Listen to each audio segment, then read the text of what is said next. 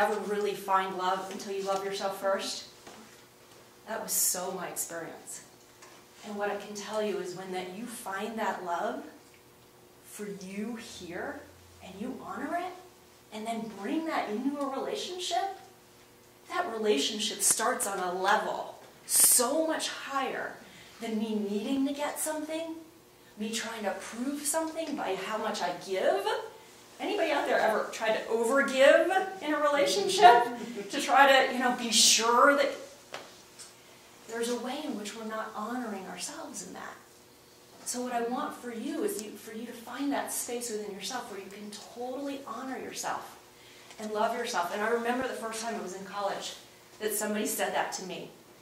And I was pissed off. Because I basically was interested in the guy, and he's like, until you love yourself, you're never going to have a relationship. And it took me 20 years to figure out what he meant. But now, when I stand here and I recognize, and in my own happiness, in my own honoring of myself, I show up for my partner in a much bigger way.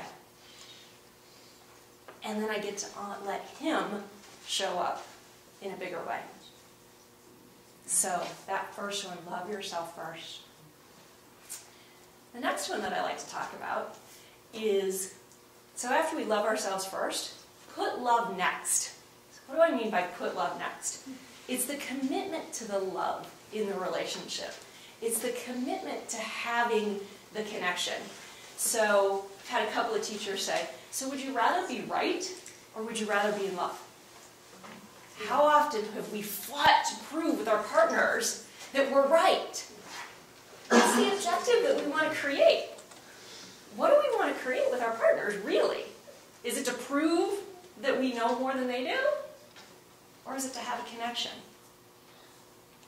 And we're all going to have challenges. We're all going to have disagreements. And yet, recognizing that we are, and that we do, and conflicts can arise, how quickly can you return to love? How quickly can you move through those conflicts? And both honoring yourselves and each other. And what if you could go to actually the point where at the end of a conflict, you both felt like you won? Win-win.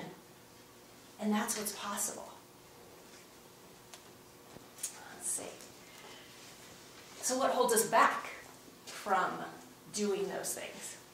That's the next secret. Heal the past. Let go of the baggage, all the stuff that we're dragging along, all the things that we've experienced in our lives, the ways that we've gotten hurt.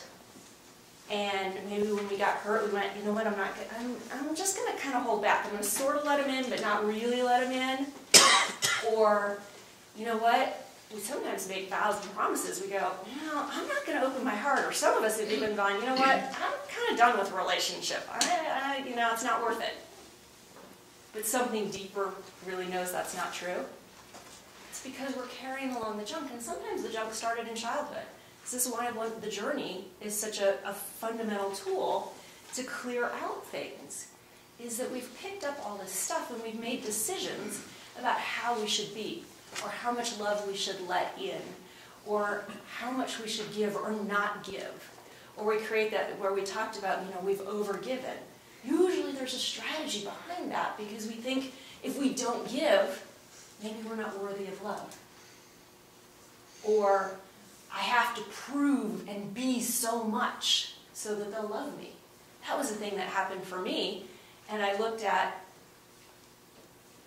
basically kind of I don't know if silly story isn't the right word, but when I was probably 7 or 8 years old, I had an aunt who got pregnant actually by an African-American man, and my family went crazy.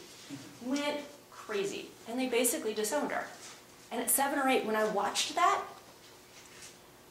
I got it. That they could send her out of the family, and there was no way anybody was ever going to stop loving me. So I was going to be perfect. Absolutely perfect. And I was going to do everything to keep people happy and keep people loving me. And that affected my entire life, including very much my romantic relationships. And so the thing that I want to do is, again, encourage, because we can create and have awesome relationships. But those things from the past where we've put up the walls of protection, we've taken on the conditioning that I have to be a certain way because we watched how our families were. And some families, conflict was totally not okay, so we'll do everything to keep peace, but we're constantly pushing things down until it explodes, and then we've got a mess. Or the conditioning where, we'll argue, just to prove our point, that part that's got to be right. So we need to let go of the past so that we can live in the present and open our hearts and enjoy what's here. The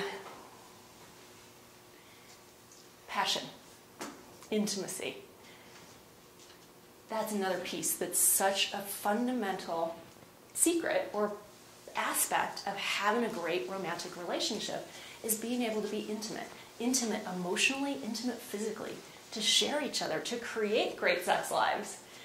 Because that's another way that we get to come together and really share ourselves with one another. And so intimacy is really about letting me see into you, or more actually better stated, is letting you see into me. It only takes one person to be intimate. I can be intimate with you, all of you, by sharing these things from my life that I wouldn't necessarily always share. So I reveal myself to you, and you get to experience intimacy with me.